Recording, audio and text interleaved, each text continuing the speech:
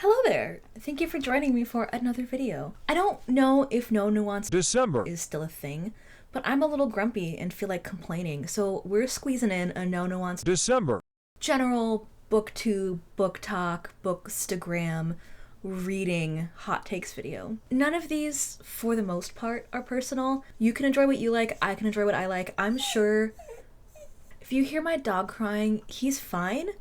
He just has to be in his crate because he wants to sit in my lap and I'm sitting in an office chair and he's too big to fit.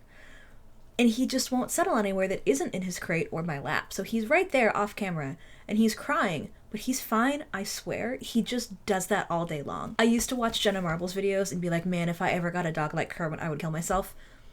And here we are. So as I was saying, for the most part, these aren't personal. I don't care what you read. I'm sure some of the books that I read you think are very bad. Like, I've read every Twilight book a million times. I have no high horse up here, so please don't take it personally. We're gonna start out hot right out of the gate that I don't understand why people still make Harry Potter content.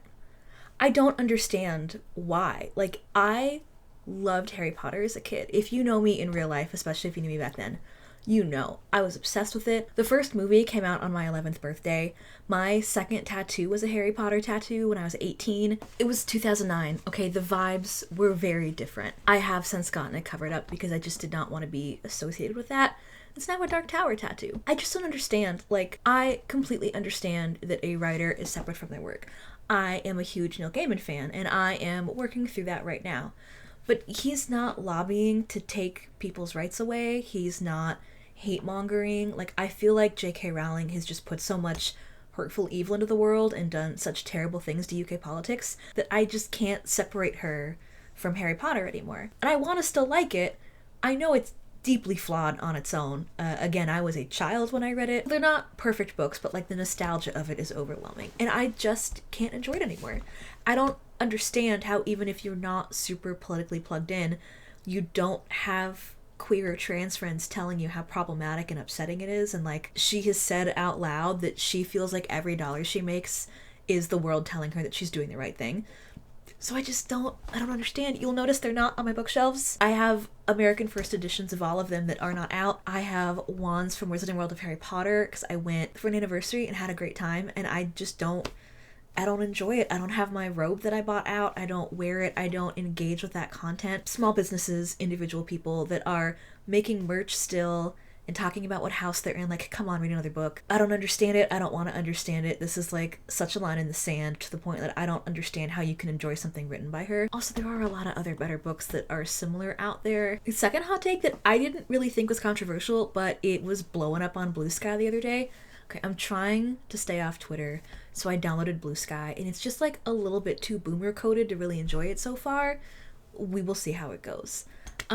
They had a huge fight about our audiobooks reading, and I don't like audiobooks, but yes, audiobooks are absolutely reading. I don't have the brain that can process spoken words like that. I have to read them. Even with podcasts, because I'm a huge podcast fan, it has to be like one or two people talking max, a history or political or like normal gossip, I think it's called. I can't do NADPod or Critical Role's a podcast. Even Critical Role is a video is too much for me. I have to read. I just don't have the audio processing capabilities, so I don't enjoy audiobooks. But there's still reading. Like, if you read your kid a book, does that not count as them enjoying a book and reading it?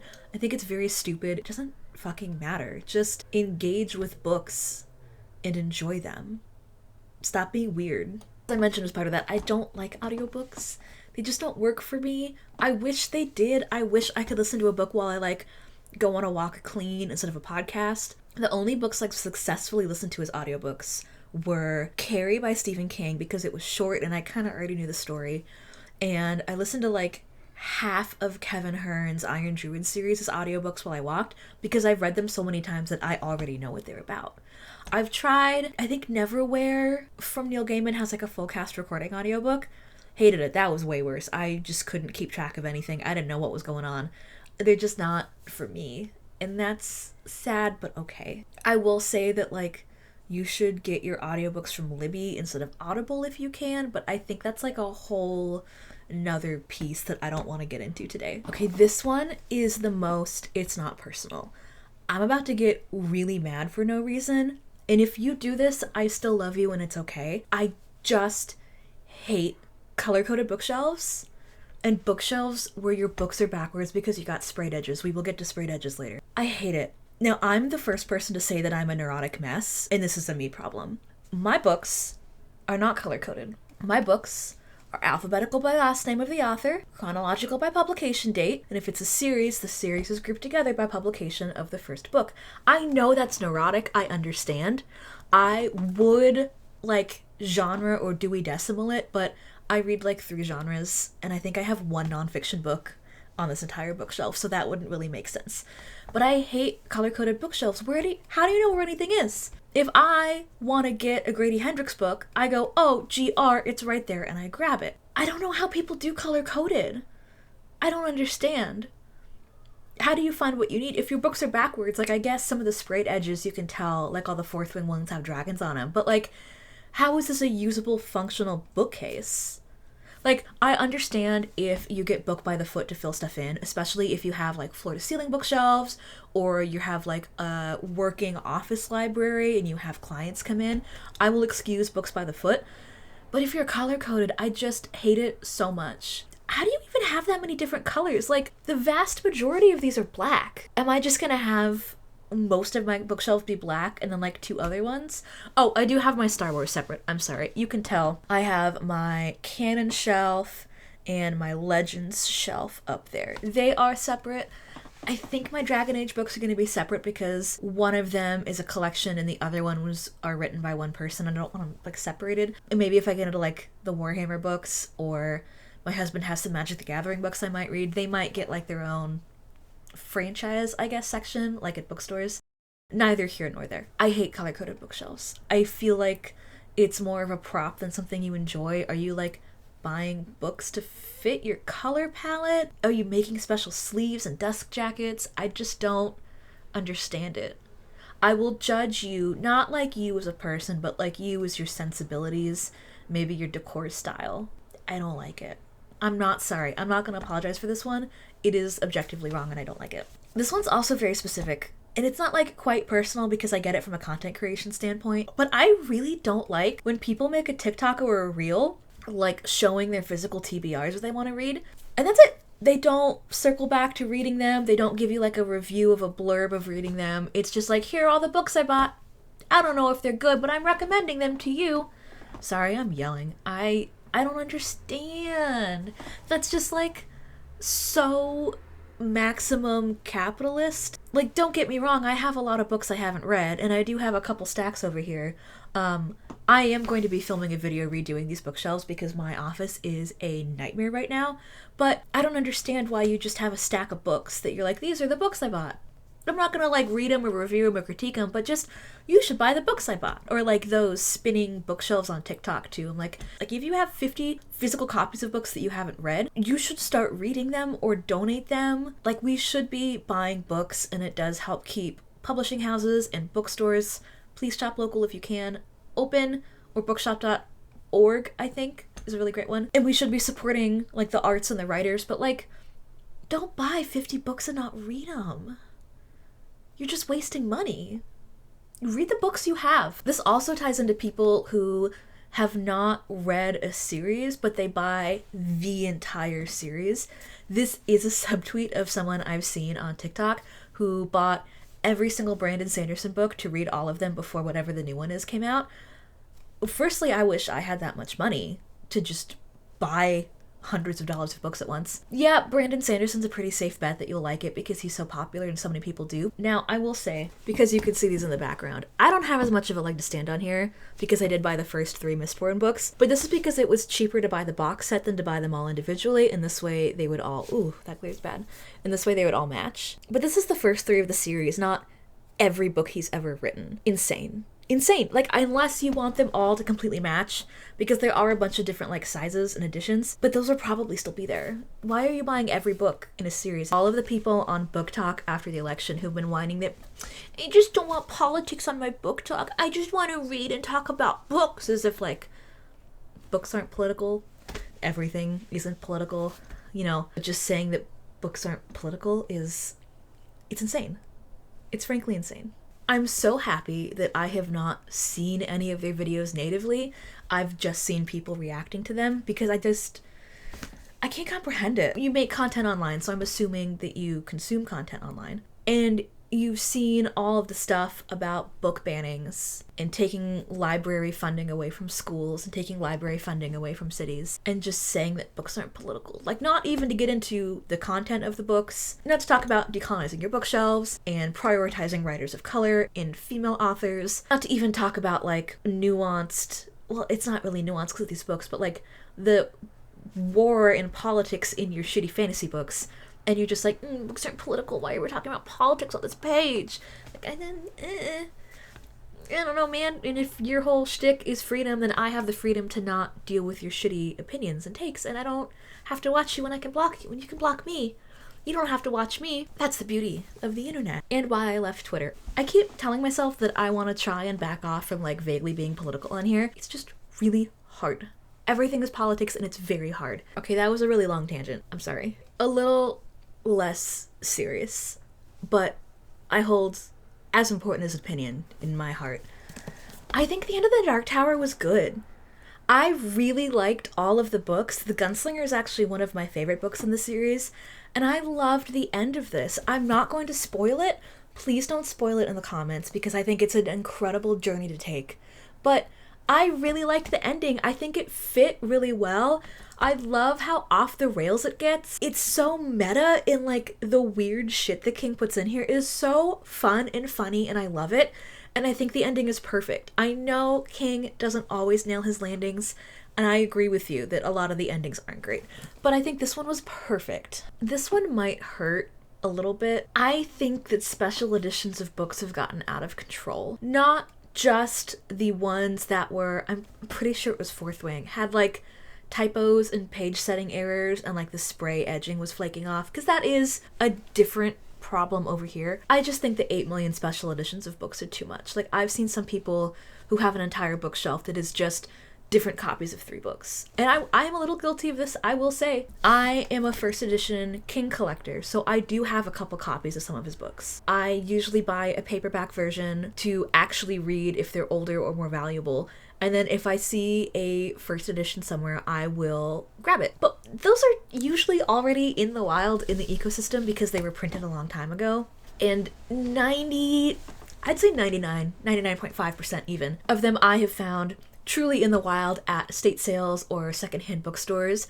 Shout out to the Half Price Books on Lamar in Austin. If you like Stephen King and you live in the Austin, Texas metro, go to the Half Price Books on Lamar. Incredible. They have so many good first edition Stephen Kings that are not in the specialty books in the back. They're just on the shelves. They do have some that are specialty books in the back, and I do have some fancier ones from there that I spent like 20 or 40 bucks on.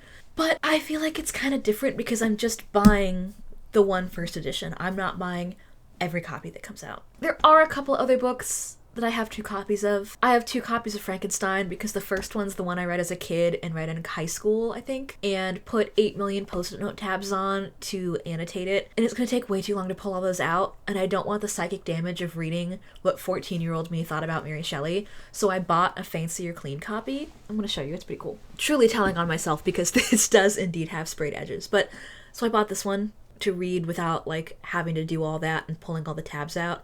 And it does have sprayed edges, and it does have an intro by Guillermo del Toro, so I am a little guilty. I think it might be the only one in the set that I have, but there is a whole set of like classic horror in this, so if I buy those, I can have them match, because I don't have copies of most of the classic horror books. But I digress. The whole point is, I think it's just a little bit overkill. Like, I don't think you should have 7 copies of the same book.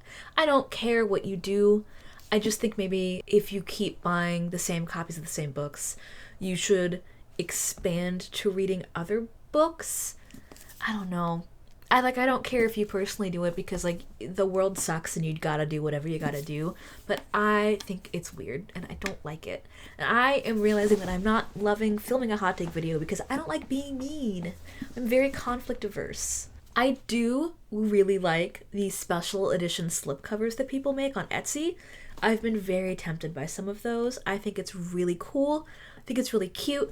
I think it is much less wasteful than just buying 8 million copies of the same books, and you are paying an artisan who's actually making the art and printing the dust jackets. It's really hard to say. I feel like a lot of these are subtweets to a very specific kind of person. I feel really sorry because a lot of you are my either real life or online friends that like these books, but I don't like romantasy or smut. I really don't like it. I feel like every romantasy book I've read is just really shitty romance and a bunch of smut, which is fine. I don't care. I just don't like it. I don't come to a novel for smut. I read in coffee shops a lot. That's not what I'm here for. And I like good fantasy. Like, it doesn't have to be Tolkien. Okay, I love T. Kingfisher fantasy books. I've read The Clock Tower. Truly the worst word ever made. It's a portmanteau of clockwork and centaur, so however you think that's pronounced. War books, Nettle and Bone, and Paladin's Grace, and I loved them. I loved that it was like easy fantasy, like really soft world building. I loved it. I love the romance in all of those books. I just don't like romantasy. Some people say that the Cruel Prince series is romantasy. It's really not. Don't go in thinking it's a romantasy. Yes, it has the best slow burn romance I've ever personally read that made me realize I do like slow burn. But it's not the point, and there's really very little of the actual romance in the book. It's like 80% enemies and like maybe 20% lovers. And it's also YA, so it fades to black, which I think is perfect. But I think I don't enjoy it. I don't like it. Also don't like anything I've read from Kindle Unlimited. Now, Kindle Unlimited people, you do sponsor some people that I see. And I would love for you to prove me wrong. I would love you to sponsor me, to have some Kindle Unlimited and find the good gems. Please. I would love that. But until then, everything I've read was really bad. Don't even remember the names of them. I'm gonna do like a best and worst of the year video coming up, so they'll probably come up in that. But they're just not good. I tried reading Haunting Adeline, and I thought it was just garbage. Like, it's just not everything needs to be Shakespeare. And again, I've read Twilight more times than I can count. It's just not for me. And like the typos, there's not really a plot a lot of the time. Now, I could be wrong on this, please correct me if I am, but I believe that when you're a Kindle Unlimited writer, you get paid like per page read. So some of these books are just so long. Like the Astronomy something, Zodiac Academy. The Zodiac Academy books are now in physical print. Each one is like a doorstop because I believe you get paid as Kindle Unlimited per page. Sometimes just the writing itself is very bad, like the grammar's bad, the words don't make sense. I've genuinely gotten lost before because I didn't know where we were anymore, or someone begins their sentence in one room and ends their sentence in the other room, and I just don't understand where we are anymore. And I'm not published, I've never put any of my writing out there, so I know it takes a lot to do that, and I am very happy for everyone who gets to make money and live their dreams being a creative. I'm trying to do that myself in other formats. I just don't like it, and I don't want to have to, I just don't like it. I'm not going to read it. I don't think it's good. If it's so bad that it's distracting, then I'm not going to read it. Don't think that because I don't like romantasy that I like nonfiction, because I really don't like nonfiction. The only nonfiction on these shelves, I'll show you. So the only nonfiction books on my bookshelves are The Anthropocene Reviewed by John Green, because I love the podcast, and I really like listening to this as an audiobook more than reading it, which I know, like, it goes, it's more like a podcast than an audiobook. If you've read it, you know. All of the other nonfiction I have are books by Greg Graffin. If you do not know who Greg Graffin is, he is the lead singer and founder of the band Bad Religion, one of my favorite bands of all time. He also has his PhD in evolutionary biology. I am dying for a Bad Religion, The Offspring, Brian May, I think one of the guys from ICP. They all have PhDs or doctorates, and I think it would be very fun to have a tour, and like, instead of a VIP or a sound check party, they just get to give a lecture on what they study and find interesting, and I would love that. So it's basically the binding of his dissertation with some extra stuff thrown in. The first nonfiction book he wrote and the second nonfiction book he wrote. And yeah, I did buy these because Greg Graffin wrote them, I found them interesting and I do agree with him on a lot of things, but I don't read nonfiction just for funsies if I'm not a big fan of the writer already. It's boring. I come to books to escape. I do a lot of my reading before bed, and nonfiction's just not like a cool wind down, especially because most of the nonfiction I'm interested in are huge, big bummers. I also don't get comics.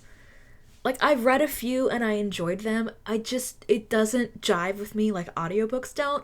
My parents didn't censor what I read as a kid, but they definitely pushed me to read books over comics. No one in my family is like into comics. So I didn't read them until I was an adult, and that's just like not the way my brain works. I just want to like push through and read everything or stop and enjoy the art, and it's really hard for me to find a balance on the both of them, which sucks because there are so many great comics out there that are just really difficult for me to like comprehend. This one's a really niche one, but I don't like fantasy retellings. I did mention that I like Nettle and Bone, which is technically a retelling of something. But I feel like a lot of times that's just like a crutch or a marketing ploy. Yeah, I am specifically thinking of ACOTAR because the first book is a Beauty and the Beast retelling, and I did DNF it, and I was just like, oh, it's Beauty and the Beast, so I know what's gonna happen. Maybe if it's like a fairy tale I'm not super familiar with, like Nettle and Bone, then I got through it and I enjoyed it. I just don't like it. Like, okay, I love that Lion King is a Hamlet retelling. I love that 10 Things About You is a other Shakespeare play retelling. I just don't love fairy tale retellings specifically. In line with my thoughts about the new era of special edition books, I don't really like this era of special edition books either. This is a gift that a wonderful friend gave me, so I do love it and I will keep it forever and cherish it. But I tried to like actually read out of it recently, and it sucks. These corners are so pointy, and I bruise like a sad little banana. The font and the pages are fine. Ooh. And like, it's not that the font's too small or the pages are too thin, because some of these have like Bible thin pages and it's really hard to read out of. This is just not... How do I ergonomically read this? It's so heavy and pointy, and like, it looks cool, but it sucks to read out of. I've never actually finished Interview with a Vampire because I got or was given one of these Barnes & Noble editions that are huge, and it just sucks to read on. I think it's great as like a gift if someone already really likes it, or like the books of kids' stories I think are cool, because theoretically they'll stand up to it and your kid can have them as they get older. I just don't think they actually work as books that you read. Okay, this one's not a hot take because we all agree on it, but you cannot bind and sell fanfiction, especially if it is not your fanfiction. Anne Rice will come after you from out of the grave over this. Like, don't... You can write fanfiction, you can read fanfiction. If you want to print it out yourself and pay someone to bind it and you don't tell the internet about it, I guess that's technically fine, but don't print it out to sell. Don't bind it and sell it. It is very, very illegal. Fanfiction is kind of a legal gray area when it's just on its own, but you can't sell it. You cannot sell other people's fanfiction. Yes, this is talking about like 3 specific things that have happened that are not worth explaining. Hey, I think that was everything. I'm no longer grumpy, I'm just kind of sleepy, so I think that was everything. If you want to discuss what I think, be nice in the comments, but I'm down to talk about it in the comments. Again, 99% of these weren't personal. Also, if you're one of my friends who likes these things, it's cool. I'm sorry. I'm sure I do and say things that you don't like, and that's fine. It takes all kinds. Unless you're a Republican, in the case, like, I don't really want you here. Okay, I love you, bye. Oh, he's just the saddest boy. I know. You're so good, though. I know.